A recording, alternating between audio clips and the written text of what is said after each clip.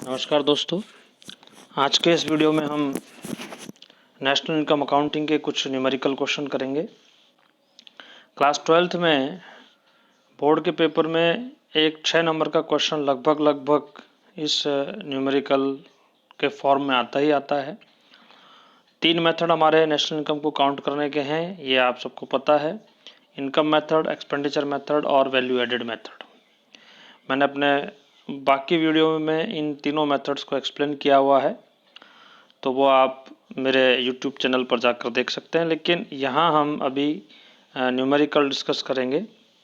देखिए, सबसे पहले जो मेथड है वो हमारा है वैल्यू एडेड मेथड, और इस वैल्यू एडेड मेथड को ही हम प्रोडक्ट मेथड या आउटपुट मेथड भी बोलते हैं। एक सिंपल क्वेश्चन हम लेते हैं। इसके अंदर आपके सामने फर्स्ट क्वेश्चन है कि from the following about firm X calculate gross value added at factor cost. अब ये देखिए, यहाँ पर समझिए कि जो gross value added at factor cost है, इसी को हम जीडीपी एट एमपी बोलते हैं। यानी कि हमें क्या फाइंड करना है? जीडीपी एट एमपी हमें फाइंड करना है। वैल्यू एडेड मेथड से जब भी हम न्यूमेरिकल सॉल्व करेंगे तो सबसे पहले जो हम निकालेंगे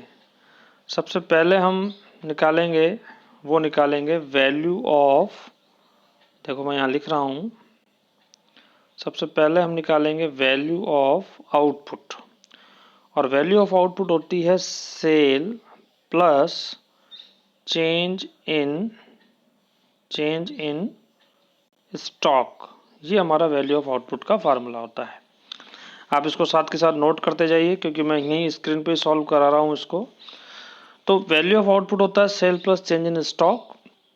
तो अब अगर हम ये देखते हैं तो इसके हिसाब से जो वैल्यू ऑफ आउटपुट निकलेगा वो हमारा निकलेगा value of output is equal to sale. हमारे पास देखिए अब दिख रखा है आपको कि सेल हमको 500 दी हुई है, तो 500 और प्लस चेंज स्टॉक का मतलब होता है क्लोजिंग स्टॉक में से हम क्या करेंगे? ओपनिंग स्टॉक को माइनस करेंगे, यानी कि 20 माइनस 30, तो ये आ जाएगा हमारे पास -10। तो इस तरीके से जो हमारे पास यहाँ पर वैल्यू ऑफ आउटपुट आएगा वो आएगा 490। वैल्यू ऑफ आउटपुट आएगा 490। ये वैल्यू ऑफ आउटपुट हमारे पास आ गया। इसके बाद जो हम निकालेंगे वो हम निकालेंगे gross value added at market price. अगला जो पॉइंट निकालते हैं वो निकालते हैं gross value added at market price, या हमें निकालना है जीडीपी एट एफसी, तो हम डायरेक्ट निकाल सकते हैं। देखिए मैं लिख देता हूँ यहाँ पर जीडीपी एट एफसी, और हमारे पास आ गया वैल्यू ऑफ आउटपुट। तो इसको निकालने के लिए वैल्यू ऑफ आउटपुट में से हम माइनस कर देंगे इंटरमीडिएट कंजप्शन। ये हमारा निकलेगा value gross value added at market price. लेकिन क्योंकि हमें gross value added at factor cost निकालना है, तो इसमें से हम एनआईटी यानी कि नेट इनडायरेक्ट टैक्स हम और माइनस कर देंगे। तो इस तरीके से हमारे पास आ जाएगा GDP at FC. I hope कि आपको यहाँ तक समझ में आ गया होगा। हमें निकालना है gross value added at factor cost, जो कि हम निकालेंगे वैल्यू ऑफ आउटपुट में से इंटरमीडिएट कॉस्ट माइनस करके।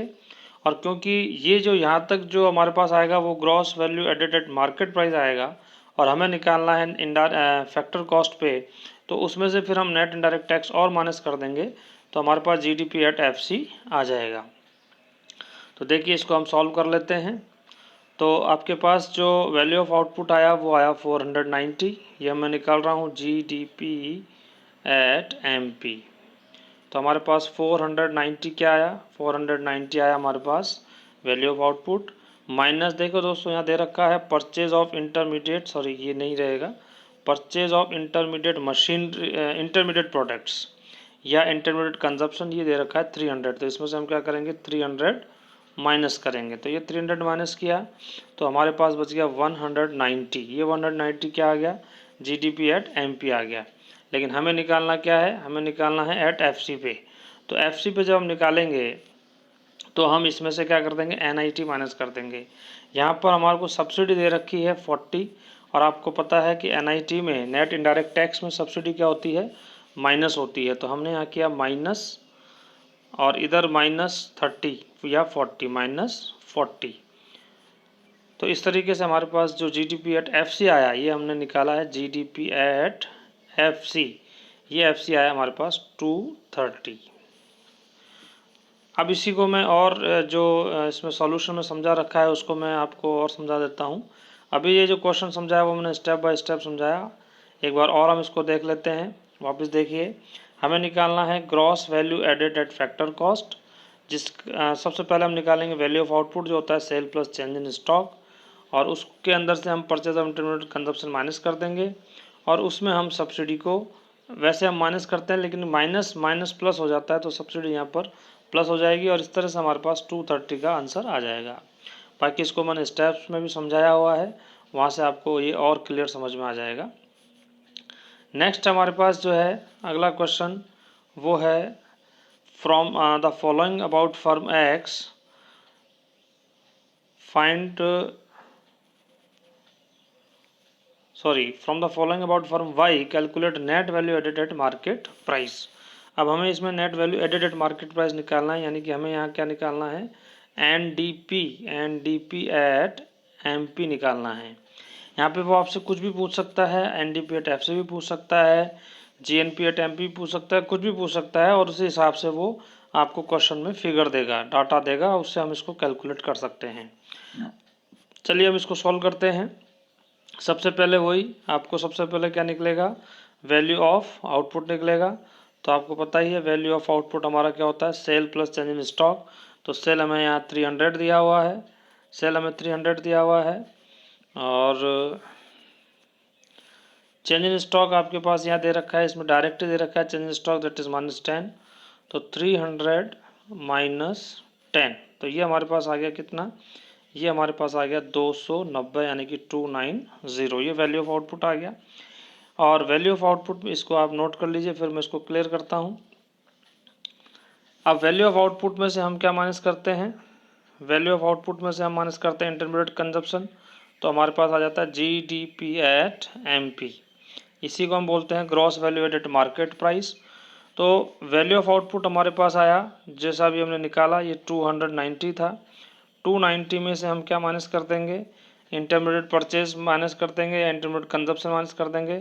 तो ये जो इंटरमीडिएट कंजप्शन है, ये आप देखिए यहाँ पर ये दे रखा है 150, यानी कि 290 में से हम माइनस कर देंगे 150, ये 150 हमने यहाँ से माइनस कर दिया। तो जब हमने 150 माइनस किया तो हमारे पास क्या आ गया, ये 140 जो है हमारे पास आ गया जीडीपी एट एमपी। यहाँ तक आप नोट कर लीजिए इसको। जीडीपी एट एमपी निकालने के लिए ग्रॉस वैल्यू ऑफ आउटपुट में से इंटरमीडिएट कंजप्शन माइनस करेंगे, और वैल्यू ऑफ आउटपुट निकालने के लिए सेल्स में हम क्या करेंगे, चेंज इन स्टॉक को ऐड कर देंगे। अब इसके बाद नेक्स्ट जब हम निकालेंगे, हमें निकालना क्या है, हमें निकालना है, देखिए हमें निकालना है एनडीपी एट मार्केट प्राइस, ठीक है। और हमारे पास आ क्या गया, हमारे पास आ गया जीडीपी एट मार्केट प्राइस। अभी बिल्कुल ईजी हो गया। हम क्या कर रहे हैं, ग्रॉस से नेट में जा रहे हैं, और आपको पता है जब भी हम ग्रॉस से नेट में जाते हैं तो CFC यानी कि डेप्रिसिएशन को हम क्या कर देते हैं, माइनस कर देते हैं। तो वही हम यहाँ पर करेंगे। एनडीपी एट एफ से निकालने के लिए जो आपका जीडीपी एट एमपी आ गया, उस जीडीपी एट एमपी में से हम माइनस कर देंगे डेप्रिसिएशन। तो जीडीपी एट एमपी जो आया था वो 140 था, और डेप्रिसिएशन जो हमें इस क्वेश्चन में दे रखा है वो दे रखा है 20। डेप्रिसिएशन देखिए यहाँ पर 20 दे रखा है। तो 140 माइनस 20 करेंगे और हमारे पास आ जाएगा 120। ये हमारे पास हो जाएगा एनडीपी एट एमपी, यानी कि net domestic product at market price. तो इस तरीके से हम इसको सॉल्व करेंगे, और इसको एक साथ अगर आप करना चाहते हैं तो मैं एक बार और इसको करवा देता हूँ। देखिए यहाँ पर इन सब को हम डायरेक्ट भी कर सकते हैं, लेकिन ये जो स्टेप वाइज किया है इससे ज़्यादा अच्छा समझ में आता है, इसलिए मैं इसको एक एक स्टेप करके समझाता हूँ। अब देखिए यहाँ भी हम समझ सकते हैं इसको कि sales plus change in stock को जोड़ा, और उसमें से हमने इंटरमीडिएट प्रोडक्ट्स घटा दिए, और फिर लास्ट में हमने डेप्रिसिएशन घटा दिया। तो ये हमारे पास 120,000 आ गया, that is net value added market price.